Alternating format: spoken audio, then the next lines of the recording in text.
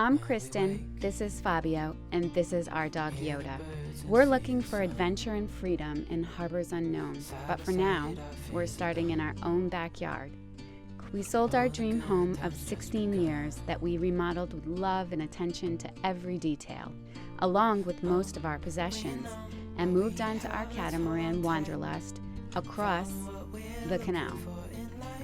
We're a couple of dreamers with a longing to explore the world's natural wonders, food, and cultures. To live by the wind, current, and the sun. Click the subscribe button to come along for the ride.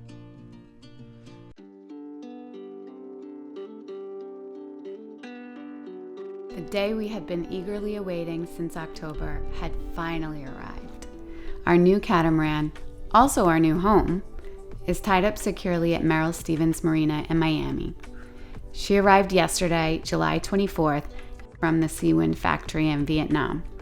The Melisande, a 1,000-foot cargo ship, carried her safely from Vietnam to Hong Kong, to Shikou, China, to Shanghai, to Ningbo, China, to Busan, South Korea, across the Pacific Ocean, through the Panama Canal to Houston, Texas, then on to Mobile, Alabama, New Orleans, Tampa, finally arriving in Miami. Due to security restrictions, we weren't permitted to see the unloading at the port, but we are now on our way to meet our new floating home, just a mere 40 minutes from Fort Lauderdale. We arrived at the Merrill Stevens Marina on the Miami River, signed in at security, and eagerly rushed to see the boat. It's amazing. Wow, I can't believe she's here. We sold our home of 16 years at the end of May, mid-pandemic, with plans to move on board the boat. Naturally, the timing of the sale was a bit off. We've been looking forward to the boat's arrival, so we have a home again. She's so sporty. Yeah, I love it. It looks like it's jogger. We've dreamed of one day sailing around the world for years, and after substantial research decided the Seawind 1600 is the perfect vessel for us. It strikes a unique balance between comfort and performance.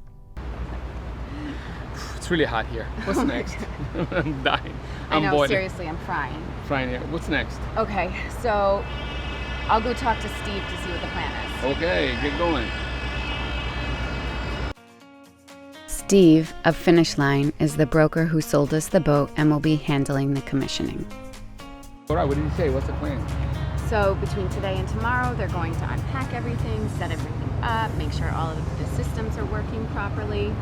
Then Monday and Tuesday, the riggers will be here to step the mast, run all the rigging, and then on Wednesday, we can do the sea trial and sail her up to Fort Lauderdale. That's great. We need to be careful what time we leave on Wednesday because the tide is very important, right?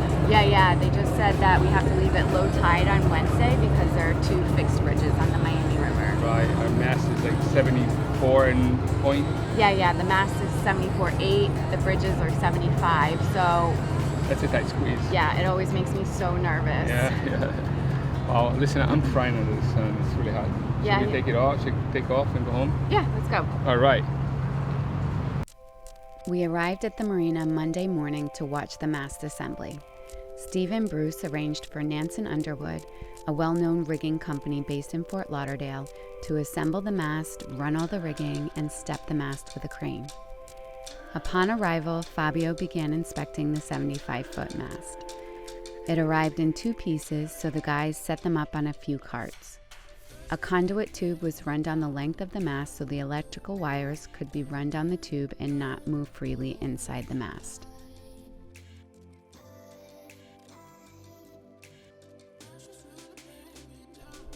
The guys unwrapped the shrouds, unrolled them, laid out the spreaders and all of the components needed for assembly.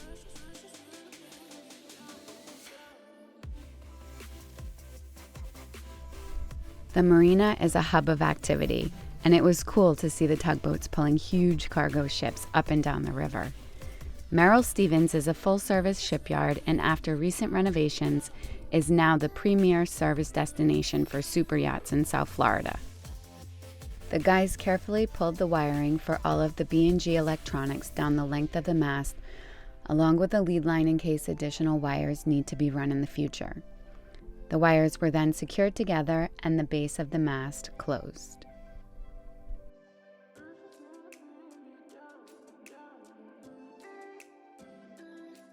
Next, the guys worked to attach the 2 segments of the mast, making sure all the wires running inside did not get pinched and all the components aligned properly.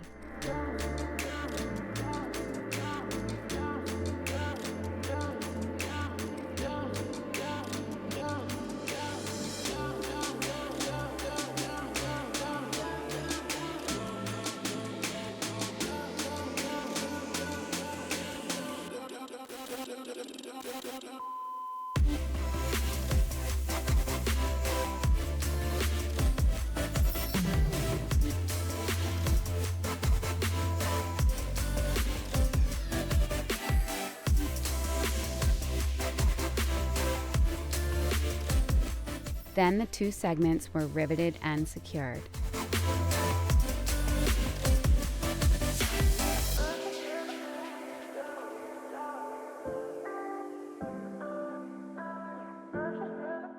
The spreaders attached.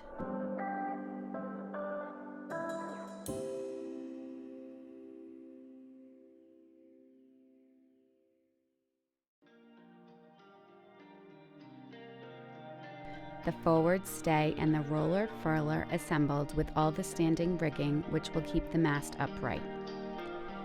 All the halyards and running rigging in this boat go through the mast down to the nacelle, which is a streamlined housing in the underbelly of the bridge deck. Once in the nacelle, they all run to the main winch in the cockpit.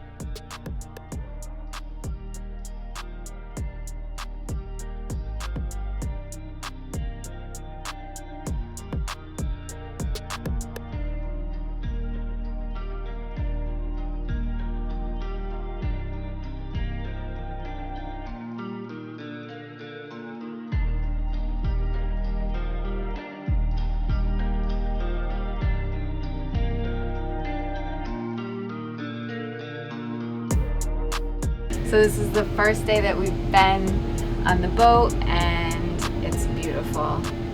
I think it's just going to be perfect for us. It's plenty of space and everything's just beautiful. I'm really happy.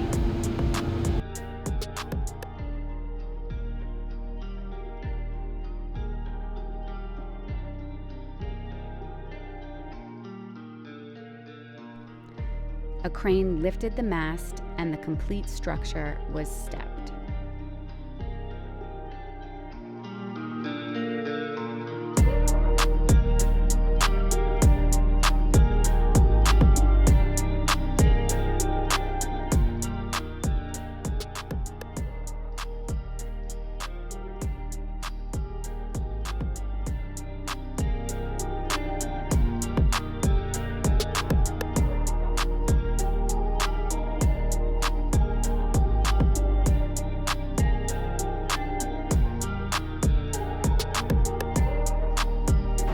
Little pressure, little pressure, little pressure, little pressure, pressure.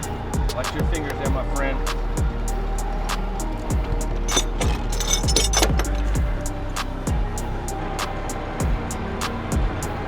Making contact. Coming down. Here. I got see little 1 inch. All right, I'm pinned on this side. On Wednesday morning, Steve and Bruce picked us up at Bayfront Marina for the sea trial. We quickly jumped on board and watched as the Miami shoreline faded into the distance. We're off! We made it! It was a typical South Florida summer day with sunshine and light wind from the south-southeast. Perfect for the first sail aboard Wanderlust. Alessandro, Fabio's brother, was also able to join us for the maiden voyage. Captain Bruce was at the helm as we made our way out of the Miami cut.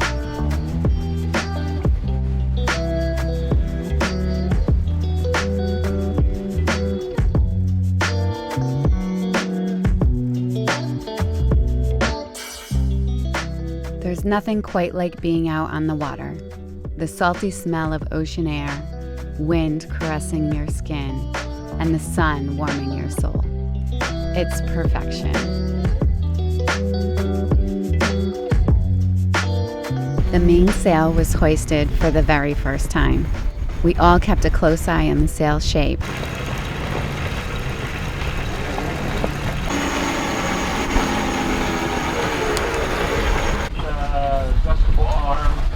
Next, we unfurled the jib, turned off the engine, and sailed up the coast.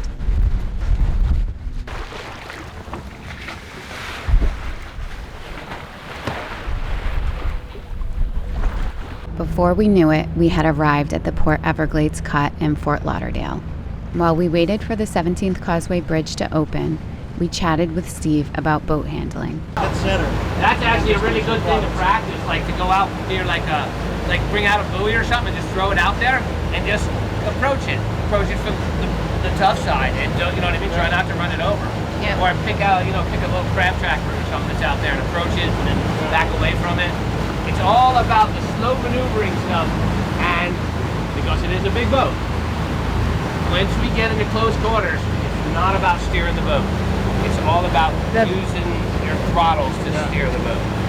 Fabio took the helm to get a feel for how the boat handles. It's the first time we've had dual engines, so it's definitely something we need to get used to. The 17th Causeway Bridge is 65 feet and opens on the hour and half hour. Fort Lauderdale is known as the yachting capital of the world, so you often find yourself waiting for the bridge in good company. I was amazed by Wanderlust's steadiness in the water as we waited. She kept a constant position without engaging the engines or moving the wheel much at all. Say okay? So if the bow starts to spin that way, we're just going to go a little bit in reverse on this side. Right? Whoa, this is actually, man. Yeah, I got to touch that. Man, that thing is powerful. Yeah. Dude, we got brakes. I love that. This is actually the most responsive motor on any Seawind. This is my first time actually doing this. Yeah, that's serious. So I'm just working with in gear, from neutral to in gear. Anything more than that's gonna make shit happen. Like, sorry, overreact. Gonna make it overreact, right? So the first thing is gonna be when movements on this are gonna be just forward in gear or reverse in gear, and then wait a minute. And you should always be putting yourself in a position where you have time to wait a minute. Right. Don't get yourself into a spot where it's like, I gotta, you know what I mean? With the spans of the bridge opening, Fabio moved the engine controls forward and we made our way through. Because traffic is stopped on the bridge, we always try to go as quickly as possible, but of course want to be safe at the same time. It's so surreal to be taking the boat through our home port. We officially placed the order last October. Over the course of the build-out, the Seawind production team sent us videos so we could see the construction progress. But it's an amazing feeling to actually be on the boat now. Even if I'm falling down, I will keep on searching for my highs. You can say I lost my mind. The Seawind 1600 is almost 52 feet long and 26 feet wide. The Flexi Teak deck resembles the elegance of teak without the maintenance. Expansive windows provide a 360-degree view from the saloon. 3 cabins, 2 heads, modern saloon, galley, nav station, and a spacious outdoor cockpit make this vessel the perfect base to explore the world by water. The covered helm stations make the Seawind 1600 a no-brainer. You're protected from the elements, the sun, and more importantly, less than ideal weather. Daggerboards drastically increase the ability to sail upwind, an awesome feature for sailing in South Florida. In summer, the wind often comes from the south-southeast, and if we want to sail down to Biscayne Bay or the Keys, we need to sail upwind.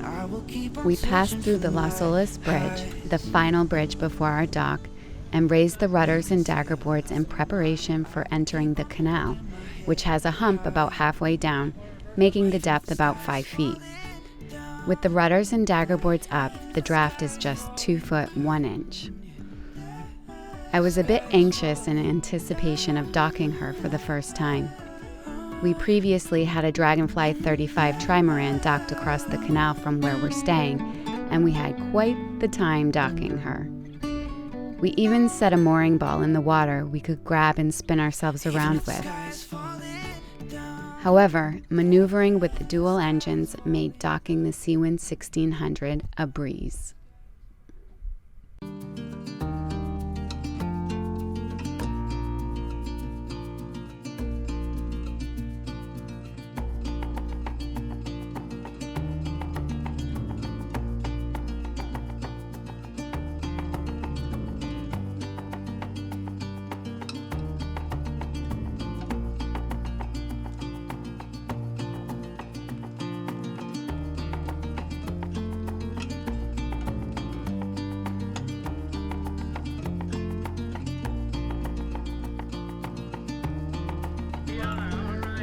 I can't believe that now what was once a dream is a reality.